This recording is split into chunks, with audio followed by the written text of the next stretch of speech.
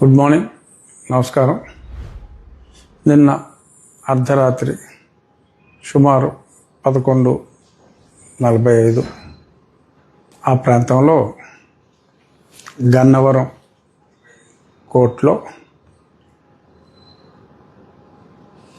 ఈ Raavan alias Joseph అతనికి court 14 రోజుల రిమాండ్ నెల్లూరు జైల్లో ఉండమని, శిక్ష 14 రోజులు రిమాండ్లో ఉంచడం జరిగింది. గత 4 రోజులుగా రకరకాల పోలీస్ స్టేషన్లలో రకరకాల కోర్టుల్లో ప్రవేశపెట్టడం, ఆ ప్రహసనం అంతా కూడా మనం చూసాం. ఎట్టకేలకు గతంలో రావణ్ మాట్లాడిన ఎక్స్ట్రీమిస్ట్ ఏజెన్సీస్ గురించి వారికి సంపూర్ణ మద్దతు తెలియజేస్తూ అతను మాట్లాడిన ఆ వీడియోలు కొందరు చూసి దానిపైన కంప్లైంట్ ఇచ్చిన దరిమిల ఈ చర్య తీసుకోవడం జరిగింది. గతంలో కూడా ఒకసారి చెప్పా, మళ్ళీ రిపీట్ చేస్తున్నా. నేను 4 సంవత్సరాల పాటు అప్పటి ముఖ్యమంత్రి జగన్మోహన్ రెడ్డి గారిపై ఎడతెరిపి లేకుండా ప్రతిరోజు మీడియాలో మాట్లాడినప్పటికీ కూడా ఏ రోజు కూడా నేను సభ్యత సంస్కారం లేకుండా ఏ రోజు నేను మాట్లాడటం అన్నది జరగలేదు. అయినప్పటికీ కూడా అతను జగన్మోహన్ రెడ్డి గారు కలత చెంది రాజద్రోహం కేసు ఆ తర్వాత కోర్టు తీసేసింది. యూఏపీఏ వచ్చింది.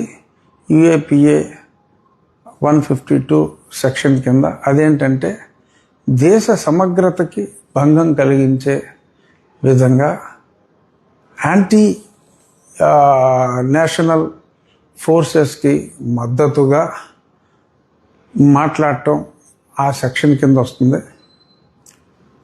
గతంలో నేను జగన్మోహన్ రెడ్డి పైన మాట్లాడినప్పుడు అతను నా మీద రాజద్రోహాన్ని మిస్ఇంటర్ప్రెట్ చేసి అప్పుడు ఉన్న సునీల్ కుమారు, సునీల్ నాయక్ ఇంకా కొద్దిమంది గ్యాంగ్తో కలిసి ప్లాన్ చేసి చాలా దారుణంగా లైట్గా చెప్పాల్సి వచ్చిందంటే ఈరోజు సాక్షి పేపర్ చూస్తే చాలా రోత అనిపించింది. ప్రతిపక్షానికి సంబంధించిన పేపరు ఎంత రోత పేపర్ అయినా ఈరోజు ఏ రోత రాశాడో చూడవలసిన బాధ్యత ఉంది. కాబట్టి నేను సాక్షి పేపర్ కూడా చూస్తాను, తప్పదు కనుక.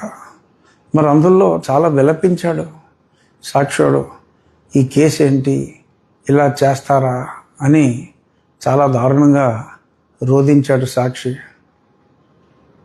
ఫ్లాష్ బ్యాక్ వెళ్ళండి. సాక్షి ఎడిటర్ గారు, సాక్షి ఓనర్ గారు, కొంచెం ఫ్లాష్ బ్యాక్ వెళ్ళండి. ఆ రోజు నా తేడా మాట్లాడాను. అయినా సెడిషన్ అని ఉండేది అప్పట్లో, తర్వాత దాన్ని తీసివేయటం జరిగింది. నా సంఘటన జరిగిన దరిమిలానే. అప్పుడు మాట్లాడని న్యాయం, సుధాకర్ గారిని చంపినప్పుడు మాట్లాడని వ్యక్తులు, సుబ్రహ్మణ్యాన్ని పార్సిల్ చేసినప్పుడు మాట్లాడని వ్యక్తులు, ఒక చిన్న పిల్లవాడిని కాల్చేసినప్పుడు బాపట్లలో మాట్లాడని వ్యక్తులు, అలాగే ఆ పిచ్చి మద్యం తాగి పిచ్చి మద్యంలో బుర్ర పాడైపోయి కొన్ని ఎక్స్ట్రాయే మాట్లాడాడు. అతన్ని 24 గంటల్లో శవాన్ని చేసినప్పుడు మాట్లాడని ఈ ప్రజాస్వామ్యవాదులు ఇప్పుడు సడన్గా రోడ్లెక్కి గొంతు చించుకోవటం చాలా ఆశ్చర్యం అనిపించింది. ఇటువంటి ఈ కేసుని రావణ్ అన్న వ్యక్తిని నన్ను కూడా 2 ఇంటర్వ్యూలు చేశాడు. ఆ ఇంటర్వ్యూల వరకు కొంత సభ్యత సంస్కారాలతోనే నడిచాయి. ఈ అతని తరపున వాదించే ఒక లాయర్ అఫ్కోర్స్ నిన్న ఒక ఇంటర్వ్యూలో విపరీతంగా వాసన వచ్చే విధంగా అతను నోటి విరోచనాలు చేసుకున్న తీరు ప్రజలే చూశారు. దాని కిందే కామెంట్లు ఉన్నాయి కాబట్టి ఇంకా నేను ఆ మౌత్ మోషన్ వ్యక్తి గురించి నేను ఎక్కువగా మాట్లాడదలుచుకోలేదు. అతని అక్కినేని అభినయాలు వీటి గురించి అంటే నాసిరవారి ఫేవరెట్ అనుకుంటాను. కొంచెం ఇలా అలా కాస్త ఆ ఎక్స్ప్రెషన్స్ నాసిరవారి చేస్తే బాగుంటుంది. సరే ఓకే, ఇప్పుడు అభినయం జోలికి అనవసరం. సరే ఫైనల్గా మరి నిన్న మరి ఆ కోర్టులో అంతిమంగా పవన్ కళ్యాణ్ గారి మీద విపరీతంగా నోరు పారేసుకున్న జోసెఫ్ ఎలియాస్ రావణ్, ఎవరైనా సరే మీకు నచ్చిన మతం గురించి మీరు మాట్లాడుకోండి, పక్క మతం గురించి దయచేసి కించపరచకండి. మీకు హిందూ మతం ఇష్టం లేదు, ఓకే ఊరుకోండి. రావణ్ణి ఎందుకండి? పురాణ పురుషుడు రాముడు కొన్ని ఉత్తమ విలువలు కలిగిన పురుషోత్తముడిగా, ప్రజలకు ఒక ఆదర్శ వ్యక్తిగా, ఆదర్శ పరిపాలకుడిగా, ఒక నమ్మకంతో, ఒక విశ్వాసంతో ఎందరో ఉన్నారు. వారి మనోభావాల్ని కించపరచవలసిన అవసరం లేదు.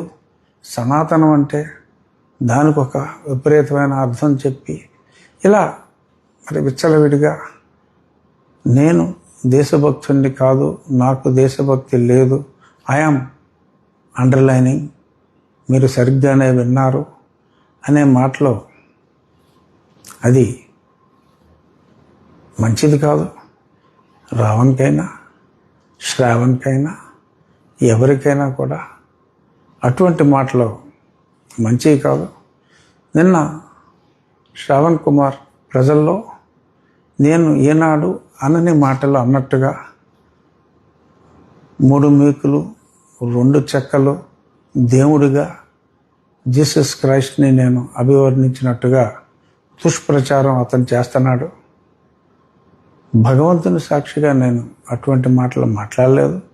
నేను మాట్లాడింది నా వెన్నంటి వచ్చిన ఒక జన సైనికునికి నుదుటిపై మేకు, ఒక చెక్కకి మేకు పెట్టి నుదుటిపై దగ్గొడితే ఈ మేకులు కొట్టడం ఏంటి అని నేను మాట్లాడా. అది కూడా కత్తితో పడటం చూసాం, చాకుతో పడటం చూసాం. ఈ మేకుతో నవరగంత మీద కొట్టడం ఏంటి, ఈ మేకేంటి అని నేను ఆ ఇన్సిడెంట్ని నేను ప్రశ్నిస్తే దాన్ని దేవుడికి అన్వయించి మరి మాట్లాడారు. నేను సరే 2-3 సార్లు క్లారిఫై చేశా. కానీ కొంతమంది సీనియర్ జర్నలిస్టులు కూడా ఈ ఇష్యూ గురించి రఘురామకృష్ణరాజు జీసస్ క్రైస్ట్ని అలా మేకుల దేవుడు, చెక్కల దేవుడు అని అనకుండా ఉండవలసింది అని చెప్పి కొంతమంది సీనియర్ జర్నలిస్టులు కూడా మాట్లాడటం చూసి, ఓహో ఈ విషయం ప్రజలకి చేరలేదా అనే విషయాన్ని నేను పూర్తిగా క్లారిఫై చేయటానికే ఈ చిన్న ఈ వీడియోని నేను టెలికాస్ట్ చేస్తున్నా. నాకు క్రైస్తవం అంటే గౌరవం, హిందూ మతం అంటే ప్రేమ, ఇస్లాం అంటే గౌరవం ఉన్నాయి. నేను ఎప్పుడూ ఏ మతాన్ని కించపరచను. రాజ్యాంగాన్ని గౌరవించమనే నేను చెప్తున్నాను. ఆ రాజ్యాంగం గురించి మాట్లాడితే నా నాలుగు కోసి డిప్యూటీ స్పీకర్ నాలుగు కోసి డిప్యూటీ సీఎంకి పంపుతానని చెప్పి మాట్లాడిన మాటల్ని మరి ఖండించాలి, అటువంటి వారిపైన చర్య తీసుకోవాలి అని చెప్తే చర్య తీసుకునే దమ్ముందా చూద్దాం, రాష్ట్రం ఏమైపోతుందో చూద్దాం అని మరి రాష్ట్ర ప్రభుత్వాన్నే, శాంతి భద్రతలనే మరి సవాల్ చేస్తున్న ఆ వ్యక్తిని మరి చూస్తూ ఊరుకుంటారా?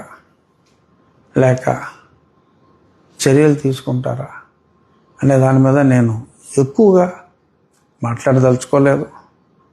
నేనైతే ఇవాళ కాకపోతే రేపు రావణ్కి 5 రోజులు పట్టింది, అలా శ్రావణ్కి 50 రోజులు పట్టొచ్చు. చూద్దాం. ప్రభుత్వాన్ని నమ్మిన వ్యక్తిని, పోలీస్ వ్యవస్థను నమ్మిన వ్యక్తిగా, ముఖ్యమంత్రి గారి సమర్థ నాయకత్వం మీద పూర్తి విశ్వాసం ఉన్న వ్యక్తిగా రాబోయే రోజుల్లో ఆలస్యం అయినప్పటికీ, ఎన్ని బెదిరింపులు ఎలా చెప్పి బెదిరించినప్పటికీ తప్పకుండా, నువ్వు ఎన్ని అబద్ధాలు నా మీద నోటుకొచ్చినట్టు వాగి ప్రచారం చేసినప్పటికీ, yes, I'm very sure in coming days justice would be done. Thank you.